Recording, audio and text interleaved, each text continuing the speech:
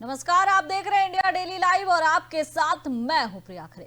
उत्तर प्रदेश सरकार ने विधानसभा में बजट पेश किया और इस बजट पर राजनीतिक, व्यापारी, समाज सेवियों इन सब की अलग अलग राय है। राय क्या है ये जानने के लिए इंडिया डेली लाइव की टीम गाजियाबाद के कवि नगर पहुंची, जी ब्लॉक मार्केट पहुंची और यहां लोगों से बजट के संबंध में उनकी राय जानी। बजट के संबंध में लोगों का कहना था कि बजट बेहद ही अनुशासित और आम जन के हितों को ध्यान में रखते हुए पेश किया गया है। किसानों, महिलाओं, युवाओं के साथ साथ प्रदेश में सड़क, पुल और अन्य इंफ्रास्ट्रक्चर मजबूत करने के लिए भी पूरा ध्यान रखा गया। वहीं कुछ लोगों का मानना है कि बजट में लघु कुटीर उद्योग के साथ छोटे जो व्यापारी है उनका भी ध्यान रखा जाना अति आवश्यक था। इसके अलावा कुछ लोगों का यह भी कहना था कि सरकार को बजट पेश करने से पहले आम जनता की राय जाननी चाहिए। और उन्होंने क्या कुछ कहा, आइए खुद सुनिए आप। इंडिया डेली लाइव में आपका स्वागत है। मैं हूं योगेश गौड़। आज हम पहुंचे हैं गाजियाबाद की जी ब्लॉक मार्केट में, जहां बात करेंगे बुधवार को उत्तर प्रदेश सरकार द्वारा पेश किए गए बजट के संबंध में। जानेंगे क्या राय है, किस तरह का बजट है, किस तरह से लोगों को लाभ होने वाला है और कितना मुफीद बजट पेश किया गया है। पहली टिप्पणी ले लेते हैं। भैया क्या नाम आपका? देवेंद्र शर्मा। देवेंद्र शर्मा जी, बुधवार को उत्तर प्रदेश सरकार द्वारा जो है बजट पेश किया गया है। 10वां बजट योगी के कार्यकाल का बजट है ये। तो किस तरह का बजट मानते हैं, किस तरह का लाभ लोगों को होने वाला है इससे? लोगों को बहुत लाभ होने वाला है इस बारे में। एक तो लेबर के लिए उन्होंने बहुत इंतजाम कराया कि उनके लिए रहने की व्यवस्था की जाएगी और स्टूडेंट के लिए टैबलेट वगैरह है के लिए है और बहुत योजनाओं में उन्होंने इन्वेस्टमेंट करनी है। तो क्या मानते हैं, किस तरह का बजट है? मतलब लोगों के लिए मुफीद है बजट? मुफीद है, हित में है लोगों के। तो भैया का कहना है, शर्मा जी का, कि जो बजट पेश किया गया है वो मुफीद है और लोगों के हित में है। आपका क्या नाम है सर? अशोक भारतीय। भारतीय जी, ये जो बजट पेश किया गया है बुधवार में योगी सरकार द्वारा, 10वां बजट है ये, किस तरह का बजट मानते हैं? कितना लाभ लोगों को होने वाला है और क्या क्या कमियां आप देखते हैं बजट में? ये बजट प्रदेश को नई दशा और दिशा देगा, प्रदेश के विकास में बहुत सहायक होगा, सड़कों के निर्माण में बहुत सहायक होगा और महिलाओं को जो शादी में 1 लाख रुपए की घोषणा करी है, बहुत ही सराहनीय कदम है। और महिलाओं को ये युवाओं को टैबलेट बांटे जाएंगे बच्चों को।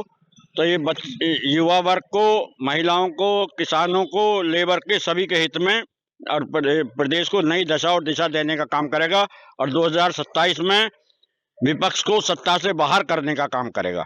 भारती जी, जैसा कि अभी आपने बताया कि टैबलेट जो है बांटे जाएंगे युवाओं को, लेकिन जो शिक्षा की स्थिति है, जो विपक्ष द्वारा कहा जाता है, अभी हाल ही में ये चर्चा थी सोशल मीडिया और अन्य माध्यमों पे कि 5000 स्कूल जो प्राइमरी स्कूल हैं वो सरकार द्वारा बंद किए जा रहे हैं। ऐसे में टैबलेट बांटना कितना उचित है, कितना सही मानते हैं?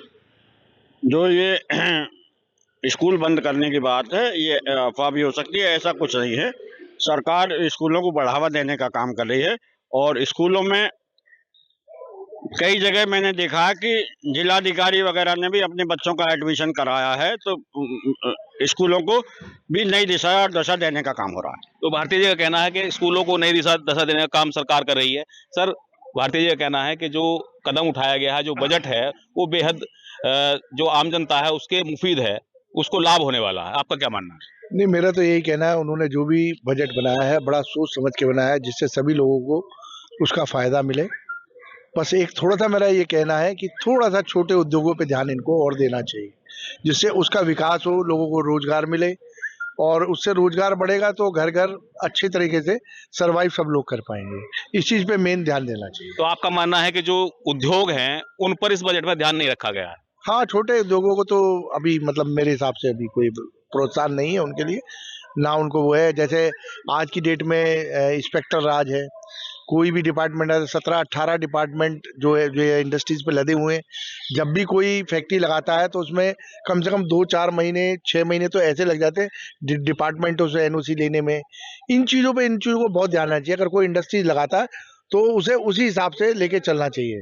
एक तो सबसे बड़ी बात है, विभाग हमेशा जो उद्योग वाले हैं उनको जो चोर समझते हैं, उसको वो चीज़ बिल्कुल वो करनी चाहिए, क्योंकि सारी कमाई तो वहीं से आनी है। उसके ऊपर ध्यान नहीं दिया जा रहा और जो बार बार इस चीज़ के बारे में बात भी होती है लेकिन उस पर ध्यान नहीं दिया जा रहा। गवर्नमेंट को इस बात पे ध्यान देना चाहिए। तो आपका कहना है कि जो उद्योगों पर अगर ध्यान दिया जाएगा तो रेवेन्यू जो है वो जनरेट होगा और जो इंफ्रास्ट्रक्चर है उसमें मजबूती सरकार को मिलेगी। बिल्कुल बिल्कुल बिल्कुल, इसमें कोई दो राय नहीं है, क्योंकि ये तो एक जड़ है, और ये जड़ है तो इसके हिसाब से फिर सभी का भलाई होगा उसमें। तो ये साहिबान का कहना है कि जो उद्योग हैं वो जड़ है, जो इंफ्रास्ट्रक्चर या जो बजट है उसे मजबूती उसी स्तर पे मिलेगी जब जो उद्योग हैं उन्हें मजबूत किया जाएगा। सर क्या नाम है आपका? प्रदीप चौधरी। चौधरी साहब, अभी भैया जैसे भैया ने कहा कि बजट तो अच्छा है लेकिन उसमें उद्योग जो हैं उनका ध्यान नहीं रखा गया है। बाकी जो युवाओं का भी ध्यान रखा गया, महिला का भी ध्यान रखा गया, किसानों का भी ध्यान रखा गया, और जो इंफ्रास्ट्रक्चर है, जो सड़क निर्माण होने हैं, जो अन्य निर्माण होने हैं, पुल निर्माण होने हैं, उनका विशेष ध्यान रखा गया है, लेकिन जो उद्योग है उनका ध्यान नहीं रखा गया। आप इसको इस नजरिए से देखें कि यह जो सरकार है, केंद्र सरकार के भावी योजनाओं के बाद अगर पूरे भारतवर्ष में कोई प्रदेश के मुख्यमंत्री है जिन्होंने उसको जमीन पर उतारने का काम किया है तो वे आदरणीय योगी आदित्यनाथ हैं, और इनका भी बिल्कुल एक ही सिद्धांत के आधार पर इन्होंने आज ये वित्तीय अनुशासित बजट कह सकते हैं आप इसको, कि जिसमें पूरी वित्तीय को अनुशासन के रूप में हर क्षेत्र का ध्यान रखते उतारा गया है। और उद्योग के लिए तो आप कहेंगे कि ये अंत्योदय की सरकार है। इसमें अंतिम पंक्ति में खड़े हुए व्यक्ति, उद्योग से मतलब एक तो बड़ा उद्योग होता है, एक लघु उद्योग होता है, कुटीर उद्योग होता है, एक अति लघु उद्योग, एक व्यापारी है। अंतिम से अंतिम व्यक्ति जो पंक्ति में खड़ा हुआ है उसको भी किस प्रकार से पहले ध्यान देना है, और उसका उदाहरण है कौशल विकास के द्वारा और जो स्वरुचि के आधार पर विकास के द्वारा, यानी कि आपकी रुचि किस में उसके लिए गवर्नमेंट पैसा देती है, एमएसएमई के माध्यम से उनके उद्योग को बढ़ावा दिया जाता है। और सरकार का प्रयास है, अगर ये बिल्कुल जमीन तल तक नहीं पहुंच पा रहा है तो इसमें कुछ अव्यवस्था हो सकती है, लेकिन सरकार की मंशा आज भी वही है कि अगर 100 रुपए का विकास दिखाते हैं तो ये वो पिछली सरकारें नहीं है कि जिनको खुद को पता होता था वो खुद बयान देते थे कि 100 रुपए में से 15 रुपए पहुंच पा रहे हैं। यहाँ 100 के 100 पहुंचाने का प्रयास है और प्रयास जारी है। निश्चित रूप से जिन भाइयों को लगता है कि अभी वहां तक विकास नहीं पहुंचा, बहुत जल्द वह उनको भी महसूस होगा कि उनके इस वित्तीय अनुशासित बजट के बाद वह भी सुधार दिखाई देगा। तो आपका मानना है कि जो बजट पेश किया गया है और उम्मीदें जताई जा रही हैं कि ये जो है बेहद फलीभूत होने वाला है हर क्षेत्र में? जी, हर क्षेत्र। तो हर क्षेत्र में फलीभूत होने वाला है, तो आप मानते हैं कि बजट जो है बेहद संतुलित और अनुशासित है? बिल्कुल अनुशासित बजट है। आप देखिए ना, जैसे आप शिक्षा के क्षेत्र में कहेंगे तो उसके लिए आज जो गाजियाबाद क्षेत्र है जो बड़ा विकसित शहर के रूप में जाना जाता है, यहाँ के काफी परिवारों के बच्चे हैं जो एक उच्च शिक्षा के लिए बाहर जाते थे और मेडिकल क्षेत्र में बाहर जाते थे। आज गाजियाबाद का जो परिवार हैं उन लोगों को ये ऑटोमेटिक बेंगलोर के बाद अगर कोई शिक्षा का हब माना जाता है तो वो गाजियाबाद का नाम पैदा हुआ है। इस समय सरकार का बहुत बड़ा सहयोग होता है। चौधरी साहब का कहना है कि शिक्षा के मामले में अगर बात की जाए तो गाजियाबाद बेंगलोर के बाद शिक्षा का हब बना है, जिससे जो यहाँ के युवा हैं उन्हें बेहतरीन शिक्षा प्राप्त करने का अवसर प्राप्त हुआ। एक साहब और हैं, उनसे बात कर लेते हैं। क्या नाम है सर आपका? सौरभ यादव। सौरभ यादव जी, बजट आया है बुधवार में, उससे पहले केंद्र सरकार द्वारा आम बजट पेश किया गया था। किस तरह की संभावनाएं बजट में देख रहे हैं? बजट में संभावनाएं जो देखी जा रही हैं वो सभी के लिए समान अवसर सरकार ने इस बजट में प्रावधान किया है, और सभी क्षेत्रों में सभी के मद्देनजर इस बजट की रूपरेखा तैयार करी गई है। चाहे वो शिक्षा का क्षेत्र हो, चाहे वो चिकित्सा का हो, चाहे वो इंफ्रास्ट्रक्चर का हो, चाहे बच्चों के लिए स्पोर्ट्स कॉलेज हो या मॉडल स्कूलों की भी जो है उसमें देखरेख रखी गई है, चाहे वो मजदूरों के लिए रहा हो। तो पूरी तरीके से देखा जाए तो ये सभी को सभी के जो है अंतिम पायदान पे खड़े हुए व्यक्ति के लिए जो सरकार ने ध्यान रखते हुए बजट बनाया है। तो यादव जी, अभी आपने कहा स्पोर्ट्स की बात की, स्पोर्ट्स में जो है उसके लिए भी एक प्रावधान किया गया है। हमारे पड़ोसी राज्य है जो हरियाणा है, वहां से देखने में मिलता है कि उन्हें बहुत सुविधाएं मिलती हैं। वहां से खिलाड़ी हैं जो है नए नए खिलाड़ी जो है अंतर्राष्ट्रीय स्तर पर अपनी चमक बिखेर रहे हैं। यूपी भी बिल्कुल बराबर का और बड़ा राज्य है, लेकिन उस हिसाब से जो खिलाड़ियों की संख्या है वो बेहद निम्न है यहाँ पर। उसमें आपका क्या कहना? देखिएगा कि अब हरियाणा और जहाँ पंजाब की बात आती है तो थोड़ा प्रदेश का छोटा होना कहीं ना कहीं जो है वो सरकार, ऐसा नहीं है कि उत्तर प्रदेश सरकार के प्रयास नहीं है। उत्तर प्रदेश सरकार प्रत्येक वर्ष स्पोर्ट्स फैसिलिटीज के लिए अपने बजट में बढ़ोतरी कर रही है, और इस बार भी जो है देखा जा रहा है कि स्पोर्ट्स के लिए उन्होंने स्पोर्ट्स कॉलेजेस जो इस पूरे उत्तर प्रदेश में बनने हैं, तो ये प्रत्येक वर्ष जो है उसमें स्पोर्ट्स के क्षेत्र में सरकार का रुचि है और सरकार चाहती है कि हमारा जो उत्तर प्रदेश है वहाँ से भी खिलाड़ी उसी प्रकार से निकल के आए जिस प्रकार से हरियाणा और पंजाब के खिलाड़ी अंतर्राष्ट्रीय स्तर पर प्रतिनिधित्व करते हैं। तो ये अच्छी पहल है, तो सरकार का जो बखूबी इस फील्ड की तरफ ध्यान है। तो अच्छी पहल है। यादव जी का कहना है कि जो बजट है वो साल दर साल बढ़ाकर पेश किया जा रहा है। एक सज्जन और है, उनसे बात कर लेते हैं। सर, क्या नाम है आपका? बालकृष्ण गुप्ता। बालकृष्ण गुप्ता जी, अभी यादव जी ने कहा कि बढ़ोतरी की जा रही है, इसमें भी कोई दो राय नहीं है। अभी जो आंकड़े पेश किए गए हैं, कहा जा रहा है कि ये लगभग 9 लाख करोड़ का जो बजट पेश किया गया है वह पिछली बार के बजट से लगभग 12% अधिक है। तो इसमें क्या क्या जो प्रावधान किए गए हैं, क्या क्या प्रावधान किए गए हैं, उन्हें किस तरह से आप देखते हैं? क्या पॉजिटिव? देखिए, योगी सरकार का ये सबसे बड़ा बजट है 10 साल के बजट में। सबसे ज्यादा 9,18 करोड़ मतलब लगभग बजट है। इसमें कृषि योजनाओं के लिए 10,08,888 करोड़ मतलब दिया गया है। कृषि योजनाओं के लिए 18 स्पोर्ट्स कॉलेज खोले जाएंगे जिससे स्पोर्ट्स का हमारे उत्तर प्रदेश में विकास हो। बहुत बढ़िया बजट दिया है। कानून व्यवस्था में बहुत 62% का सुधार आया है योगी सरकार में। जो पहले अपहरण, फिरौती आदि होती थी, तो ये बहुत ही बढ़िया बजट है, देश के हित में है, जनता के हित में है। परंतु इसमें एक मुझे ये लगती है, छोटे व्यापारियों को जीएसटी में राहत देने का कार्य करना चाहिए था उत्तर प्रदेश सरकार को, जो नहीं किया गया है। बिजली दरों में भी कमी की जाए, जो छोटे व्यापारियों के लिए, जो छोटे दुकानदार हैं, खोखापट्टी में बिजली का कनेक्शन लेते हैं, ये भी होना चाहिए। तो व्यापारियों के लिए भी थोड़ा कुछ होना चाहिए था। तो आपका कहना है कि किसानों के लिए, महिलाओं के लिए और युवाओं के लिए तो विशेष ध्यान रखा गया है, लेकिन जो व्यापारी हैं, अभी मेरे अभी शर्मा जी से बात हो रही थी, उन्होंने भी ये कहा कि जो उद्योग हैं, छोटे उद्योग हैं, उनकी तरफ भी ध्यान नहीं दिया गया। वहीं आप कह रहे हैं कि व्यापारियों की तरफ भी ध्यान नहीं दिया गया। व्यापारियों की तरफ ध्यान देना चाहिए कि छोटे व्यापारी ही देश की रीढ़ की हड्डी है। जो ये ऑनलाइन कंपनियां आ गई हैं, इससे छोटे व्यापारी को नुकसान हो रहा है। ये इस पर रोक लगानी चाहिए केंद्र सरकार को, और जो है छोटे व्यापारियों को जीएसटी में राहत देनी चाहिए। जो ये उत्पीड़न करते हैं नेता, ये मतलब ये जो अधिकारी व्यापारियों का, ये नहीं होना चाहिए। तो बालकृष्ण जी का कहना है कि जो छोटे व्यापारी है उनका भी ख्याल रखना चाहिए सरकार को, जो इस बजट में संभवतः नहीं रखा गया है। आगामी जो बजट होंगे उनसे उम्मीद लगाई जाती है कि जो व्यापारी हैं, जो छोटे उद्योग हैं, उन पर ध्यान रखा जाएगा। साहब हो रहे हैं, उनसे भी बात कर लेते हैं। क्या नाम है सर आपका? संदीप त्यागी रसम। त्यागी जी, अभी बजट आया है बुधवार में, क्या कहना है आपका? किस तरह का बजट है और क्या क्या संभावनाएं इस बजट में दिखाई देती है? बजट कुल मिला के अच्छा है। कुछ एक संभावनाएं हमेशा रहती हैं, वो संभावनाएं इसमें भी हैं। उन संभावनाओं पे सरकार को और ध्यान देना चाहिए।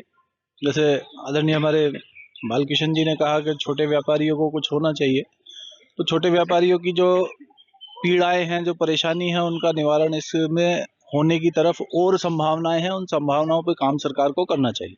तो आपका भी मानना है कि जो छोटे व्यापारी हैं उनकी तरफ जो है ध्यान नहीं दिया गया इस बजट में? ध्यान दिया जाता है, जितना ध्यान दिया गया है उसमें और ज्यादा ध्यान देने की आवश्यकता उनको है। जैसे बिजली के बिल का विषय है, तो छोटे छोटे दुकानदार हैं, उनके ऊपर बिजली के बड़े भारी बिल हो जाते हैं। कहने को कॉमर्शियल है, अब वो कॉमर्शियल बेचारा क्या कर रहा है? ठेली पटरी वाला, वो कॉमर्शियल कितना कॉमर्शियल है वो, उसके ऊपर जब आप कॉमर्शियल बिल तैयार करके भेज देते हो, तो वो अपना कहीं ना कहीं उसमें महंगाई करता है और वो जनता को ही चुकाना पड़ता है। उसमें अभी जनता की मदद है। अभी एक प्रावधान ये किया गया है कि जो महिलाएं हैं उन्हें 400 करोड़ रुपए खर्च कर सरकार स्कूटी प्रदान करेगी।